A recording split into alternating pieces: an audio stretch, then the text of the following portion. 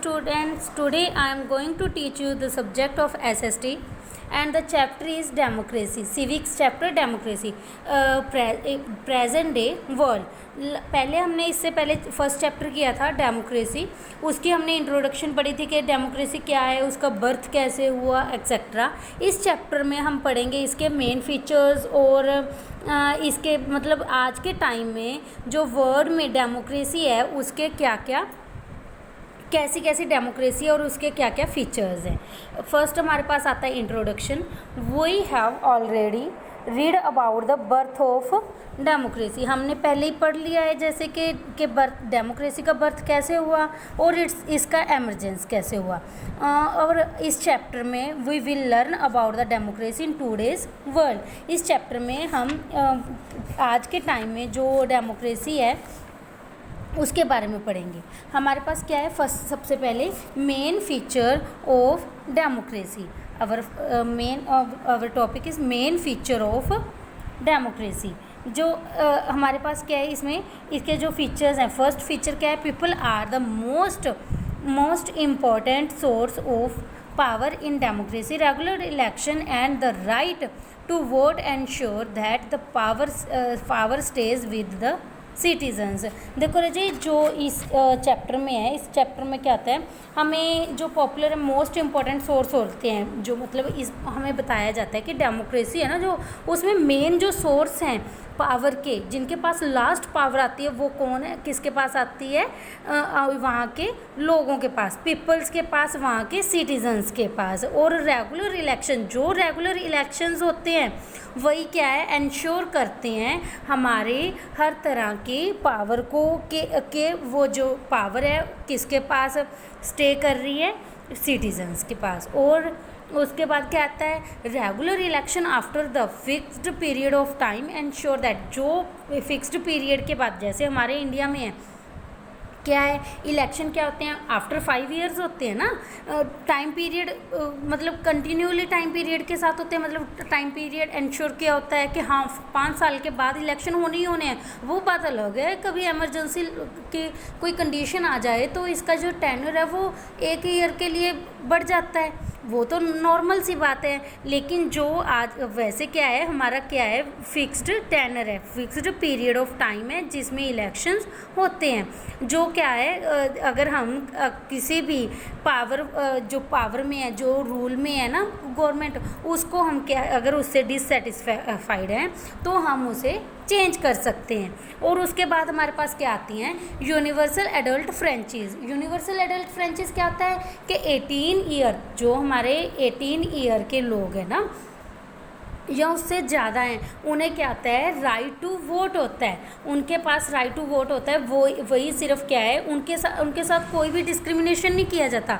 कोई रंग, sex, race, religion, language, किसी भी तरह से उनके साथ कोई भी डिस्क्रिमिनेशन नहीं किया जाता. ना ही उनका इकोनॉमिक बैकग्राउंड देखा जाता है. सिर्फ उन्हें क्या किया जाता है, उन्हें वोट देने का राइट होता है. वो होती है यूनिवर्सल एडल्ट फ्रेंचाइज. इसके लिए क्या है, people use their right to vote in order to elect their representative. जो लोग हैं अपने वोट देते हैं अपने रिप्रेजेंटेटिव्स को चूज़ करने के लिए. उसके बाद है another key element that make the democracy a popular form of government is the presence of many political parties to choose form.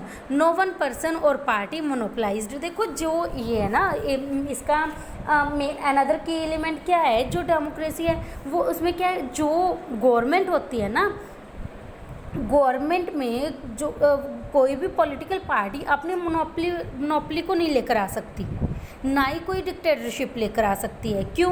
क्योंकि जो लास्ट पावर है किसके हाथ में होती है, लोगों के हाथ में. और ये क्या है, this prevent government becoming the despotic. Despotic क्या होता है कि जो मतलब कोई भी स्ट्रिक्ट रूल है जो लगाना, लेकिन जो हमारी गवर्नमेंट है हमारे ऊपर कोई भी स्ट्रिक्ट रूल अप्लाई नहीं कर सकती, हम पर नहीं लगा सकती.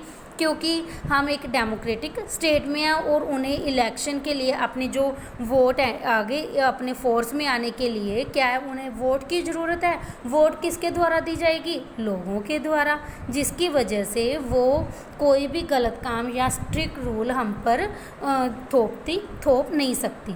उसके बाद क्या है? Media and people also work as check on government power. जो मीडिया है वो क्या करती है? गवर्नमेंट की पावर को चेक करती है और हमारे जैसे पीपल भी चेक करती हैं। द राइट टू इन्फॉर्मेशन, जो राइट टू इन्फॉर्मेशन है ना, वो कब हुआ था? Actually main right to information सबसे पहले 2004 में आया था। वैसे तो मतलब वैसे इसकी जो बात है हमारे कॉन्स्टिट्यूशन में थी, लेकिन फिर भी अच्छी तरह से ये फॉलो नहीं हो रही थी।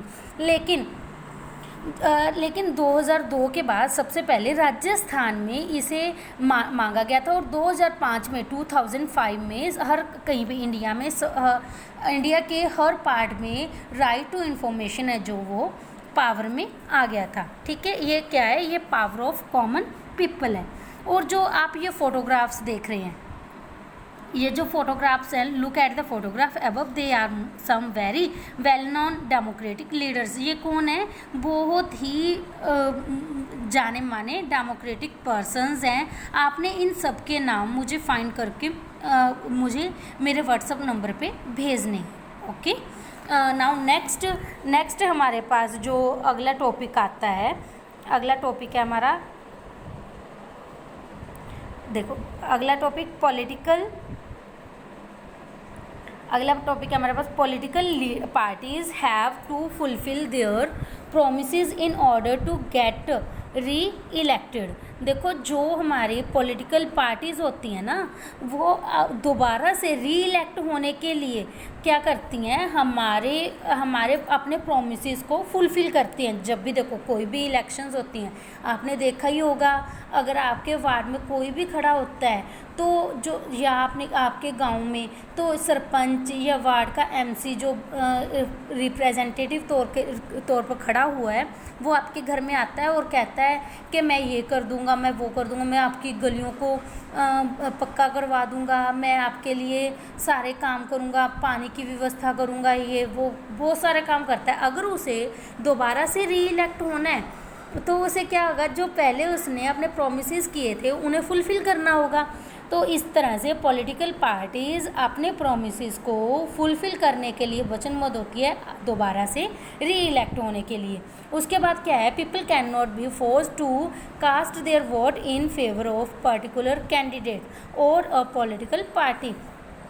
कोई भी पर्सन जो है वो क्या होता है, उसे फोर्स नहीं किया जा सकता कि हम कोई भी उसे वोट डाले या कोई भी पार्टी को ही उसने वोट डालनी है। Voting takes place as a secret ballot, क्योंकि जो हमारा वोटिंग सिस्टम है ना, वो क्या होता है कि सीक्रेट बैलेट के साथ होता है।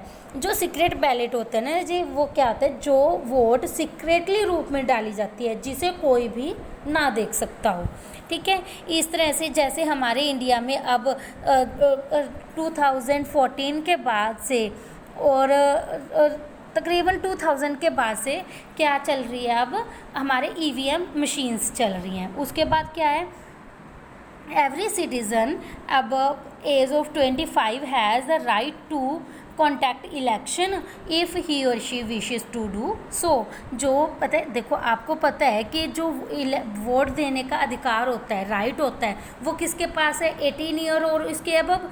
लेकिन जो रिप्रेजेंटेटिव होता है, जो कैंडिडेट होता है, जो इलेक्शन में खड़ा होता है, वो कितनी एज में? 25 ईयर की एज का ही पर्सन जो है वो खड़ा हो सकता है। लेकिन जो हमारे वार्ड में एमसी वगैरह जो खड़े होते हैं, उनके लिए एज कंपल्शन होती है 21 ईयर्स। ओके, जैसे हमारे पास अब क्या है?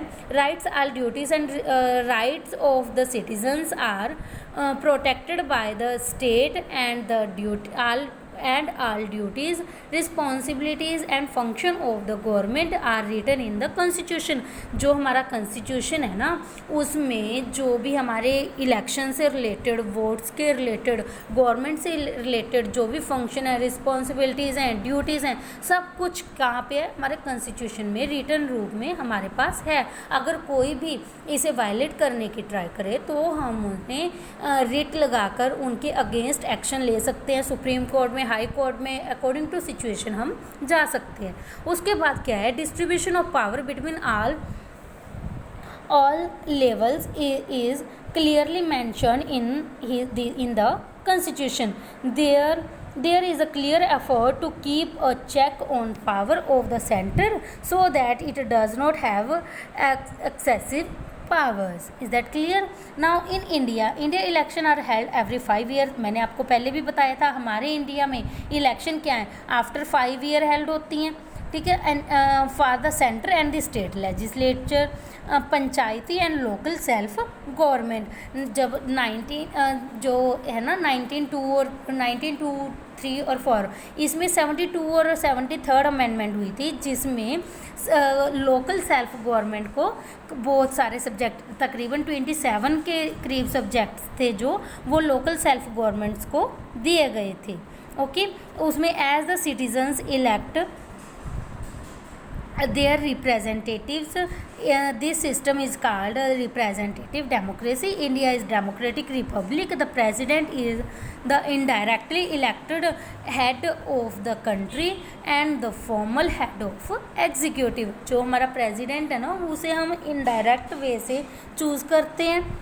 चूज़ तो वो लोगों के द्वारा ही होता है, लेकिन इनडायरेक्ट वे से उसमें उसके लिए क्या है? राज्यसभा, लोकसभा और स्टेट लेजिस्लेटिव असेंबली के जो कैंडिडेट्स होते हैं उसे चूज़ करते हैं, अपनी वोट देते हैं। इनडायरेक्ट वे से हमारे द्वारा ही चूज़ किए जाते हैं। वो जो होता है प्रेसिडेंट, जो होता है वो head of the country and formal head of the executive. Executive जो कार्यकर्ता होती है, जो सारे काम करती है, उसको कहते हैं, उसका जो मेन हेड होता है। उसके बाद हमारे पास क्या आता है? नेक्स्ट हमारा टॉपिक है different forms of government. In order to understand the merits of democracy, let's know about other form of government exist or existed. देखो, अगर हमें डेमोक्रेसी को अच्छी तरह से समझना है तो हम क्या करेंगे? कुछ और टाइप की गवर्नमेंट्स को समझने की ट्राई करेंगे जो आज के टाइम में एग्जिस्ट हैं, और कुछ एग्जिस्टेड हो चुके हैं, मतलब कुछ ख़त्म हो चुके हैं, कुछ अभी भी हैं। जैसे क्या है? Absolute monarchy. हमारी फर्स्ट गवर्नमेंट कौन सी है? Absolute monarchy. As absolute monarchy in a form of government where the rulers inherits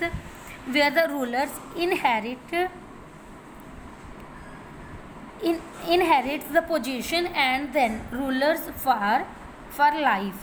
There are no laws, parliament, opposition telling the monarch that to do। जो एब्सोल्यूट मोनार्की होती है ना, उसमें जो हमारा रूलर होता है उसके लिए कोई भी रूल रेगुलेशन, कोई भी लॉ वगैरह कुछ भी नहीं होता। देयर आर नो लॉ, कोई भी पार्लियामेंट्री लॉ नहीं होता, कोई भी उसके अगेंस्ट अपोजिशन टेलिंग नहीं होती, कोई भी मोनार्की के अगेंस्ट नहीं बोल सकता। He has total power over his people and land. उसके पास अपने लोगों और लैंड के ऊपर पूरी फुल पावर होती है। उसके बाद हमारे पास क्या आता है? जो ये है, sometimes symbolic parliament or a council of minister is formed which works according to the whim of the monarch। officially the nation of Brunei is an existing example of absolute monarchy। जो हमारा Bruny का जो nation है ना, Bruny, उसमें क्या है? जो हमारे पास बेस्ट एग्जाम्पल है एक एब्सोल्यूट मोनार्की की। उसके बाद क्या है? Constitutional monarchy. कॉन्स्टिट्यूशनल मोनार्की क्या होता है? जो कॉन्स्टिट्यूशन है ना, constitution monarchy is a form of government. एक ऐसी फॉर्म ऑफ गवर्नमेंट है इन विच अ किंग और queen acts as the head और स्टेट और मोनार्क जिसमें एक किंग या क्वीन क्या होते हैं, हेड होता है उस स्टेट का, या एक मोनार्क होता है। The ability to make and pass laws resides with elected parliament, not with the monarch. जो हमारी कॉन्स्टिट्यूशन है ना, उसमें क्या होता है, जो लोग होते हैं उसमें क्या होता है, elected parliament not with her monarch. The ability to make the pass law resides with an elected parliament. जो पार्लियामेंट होती है वो इलेक्टेड होती है, वो किसी मोनार्क के साथ नहीं होती। मतलब जो राजा तो होता है लेकिन साथ में एक इलेक्टेड पार्लियामेंट भी होता है। As a system of government, constitutional monarchy separates the ceremonial and official duties of the monarch from party politics. There is a directly or indirectly elected prime minister who is the head of the government and exercise real political power, जिसमें क्या होता है, जो हमारा prime minister होता है वो elected होता है डायरेक्ट या इनडायरेक्ट रूप से, और जो पॉलिटिकल पावर की एक्सरसाइज का रियल वे में वो काम करता है। और the sovereign of or monarch govern according to constitution, that is according to rules rather than according to his or her own free will. जो हमारा मिनिस्टर या मोनार्क या कोई भी किंग होता है, एक्चुअली जो भी वो सिचुएशन है, स्टेट है, उसे अगर गवर्न करना है तो अकॉर्डिंग टू उनकी वेल विल के साथ, फ्री विल के साथ नहीं, बल्कि according to constitution rules and regulation के अकॉर्डिंग ही उस स्टेट के ऊपर रूल है जो वो चलाया जाता है। उसके बाद हमारे पास कहता है some example of the constitutional monarchy are United Kingdom. जैसे यूनाइटेड किंगडम में, यूनाइटेड किंगडम यूके में क्या है, वहाँ पे एक किंग या क्वीन होती है, ठीक है, और उसमें फिर क्या होता है, जो वहाँ का प्राइम मिनिस्टर भी होता है, वहाँ की पार्लियामेंट भी होती है। जो किंग होता है सिर्फ नाम का होता है, और जो जिसका कोई रोल नहीं होता, जैसे हमारे यहाँ पे प्रेसिडेंट के जस्ट साइन चलते हैं, वैसे ही वहाँ पे किंग के सिर्फ साइन चलते हैं। ऐसे हमारे पास कॉन्स्टिट्यूशनल मोनार्की की कौन कौन सी एग्जांपल है, UK, Spain, Japan, Jordan and the Denmark. Australia and New Zealand still considered and recognize the queen of England as their monarch. Is that clear?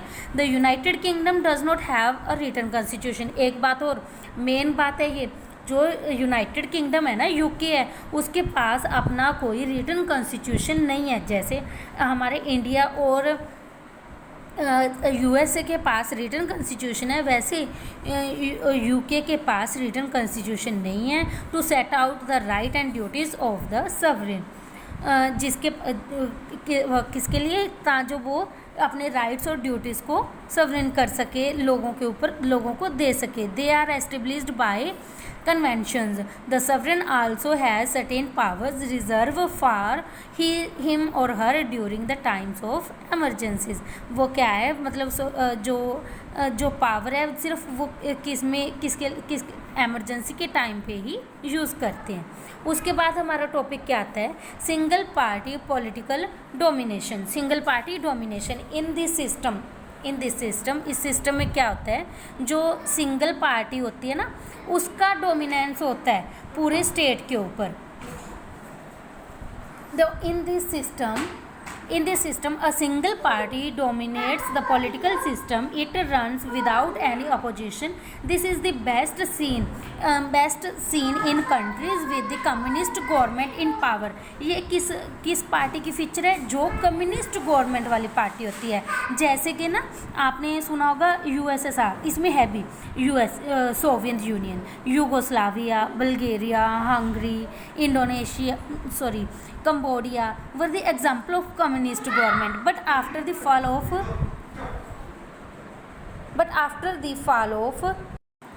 क्या था, जैसे सोवियत यूनियन है, सोवियत यूनियन का क्या हुआ था 1991 में ना डिसइंटीग्रेशन हो गया था, ठीक है। Many east European countries adopted democracy, जब इसका डिसइंटीग्रेशन हुआ तो बहुत सारी यूरोपियन कंट्रीज़ ने क्या अडोप्ट किया, डेमोक्रेसी।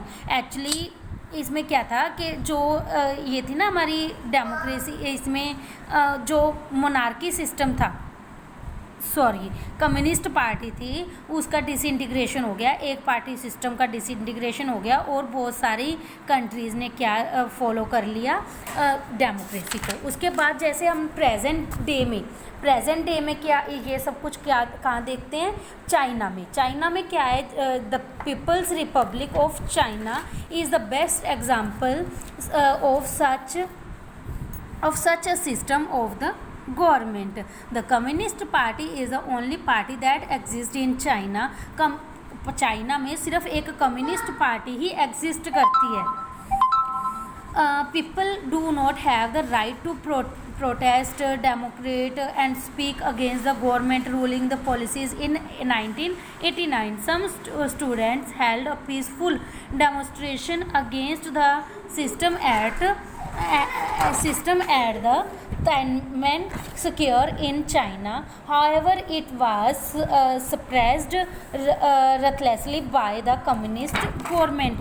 जो लोगों ने, बहुत सारे लोगों ने इसे प्रोटेस्ट, स्टूडेंट्स ने भी प्रोटेस्ट करने की कोशिश की और वहाँ पे जो गवर्नमेंट थी उसने इसे दबाने की भी कोशिश की, सप्रेस करने की कोशिश की, बहुत ही भद्दे से वे के साथ। लेकिन क्या है, फिर भी यहाँ पे है तो अभी कम्युनिस्ट पार्टी, लेकिन अब पहले से लोगों के पास इनके राइट्स के रिगार्डिंग बहुत ज़्यादा डिफरेंस है। इसके साथ हमारा आज का जो टॉपिक है यहीं पे ख़त्म होता है। उसके बाद हम नेक्स्ट टॉपिक नेक्स्ट लेक्चर में करेंगे। आपने यहाँ तक के इस चैप्टर को रीड करना है और जो फैक्ट फाइल्स हैं और आंसर ओरली हैं उन्हें आपने फाइंड आउट करने की ट्राई करनी है। Thank you and have a nice